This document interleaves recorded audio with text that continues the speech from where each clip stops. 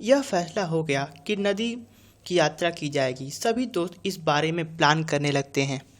वे Kingston से शनिवार को शुरू करेंगे। जॉर्ज उन्हें क्रिस्टी में दोपहर को मिलेगा जब तट बंद होता है। उसके बाद यह फैसला होता है कि रात को सोना कहाँ है, सराय में या कैंप लगाना है। जॉर्ज और लेखक कैंप के लिए राजी हो जाते हैं। सच तो यह है कि रात में जब सूरज डूब रहा होता है, अंधेरा छा जाता है, चिड़ियों का चहचहाना बंद हो जाता है। सिर्फ काले पानी की चिड़िया जिसके लाल और पीले बिल्स होते हैं, उसके उड़ने की आवाज़ सुनाई देती है तो लेखक बड़ा ही लिरिकल हो जाता है। लेखक बताता है कि कैसे वे नाव से उतरकर उसे रस्सी से बांधकर छोटा मोटा आहार ग्रहण कर लेते हैं। वे नदी का गीत सुनते हैं और बैठे बैठे चांद को देखते हैं जो अपनी बहन को चूमने के लिए आता है, जो नदी है। वे सोते हैं और सितारों का सपना देखते हैं। वे सभी सिविलाइज्ड आदमी अब प्रकृति की बाहों में थे।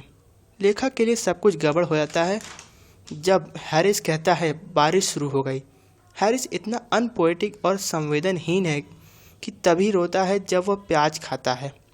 हैरिस हर परिस्थिति में, यहाँ तक कि स्वर्ग में भी, हमेशा एक कोने में अच्छी जगह खोजता है जहाँ वह आराम से दारू पी सके।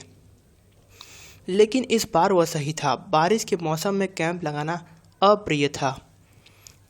लकड़ी की आग जलाने की आशा भी न थी तो स्टोव जलाना पड़ा। उनका खाना अधिकांश पानी से भर गया था। मक्खन, जैम, कॉफ़ी, नमक, सभी में पानी भर गया था। लेखक को बुरी तरीके से जगाया जाता है। वह सोचता है कि उसके ऊपर हाथी बैठ गया है तथा ज्वालामुखी उसके तरफ छितर गया है। दुनिया खत्म हो रही थी। तभी उसको समझ में आता है कि वे उसके दोस्त थे।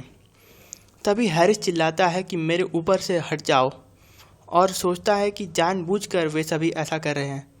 सुबह के वक्त वे तीनों वाक्यहीन थे क्योंकि रात में इतनी भयानक ठंड पड़ी थी। उनमें विद्रोह एवं झगड़ालूपन भर गया था। वे कानाफूसी करते, कभी गला फाड़ते तथा अंत में फैसला हो जाता है कि वे 5 रातें होटल या सार्वजनिक गृह में ही बिता लेंगे जब तक ये बारिश होती रहेगी। यहाँ तक कि उनका कुत्ता मॉन्टमोरेंसी इस बात को मान जाता है। मॉन्टमोरेंसी एक फरिश्ते की तरह एक बिल खोदने वाला छोटा कुत्ता है तथा नोबल नज़रों के साथ देखता है। लेखक अब कुत्ते के बारे में बताता है। जब लेखक पहली बार उसे खरीदा था तब सोचा वह ज़्यादा दिन जिंदा नहीं रह पाएगा, लेकिन उसे बचाने में 100 से भी ज़्यादा झगड़े हो चुके थे।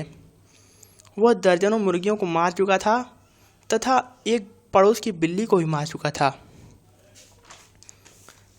अब यह मामला उठता है कि क्या फैसला किया जाए। हैरिस यह सलाह देता है कि मैं एक किनारे का स्थान जानता हूँ जहाँ वे मज़े से आयरिश देश की विस्की पा सकते थे। तीनों मिलकर अपनी टोपी पहनते हैं और चल देते हैं।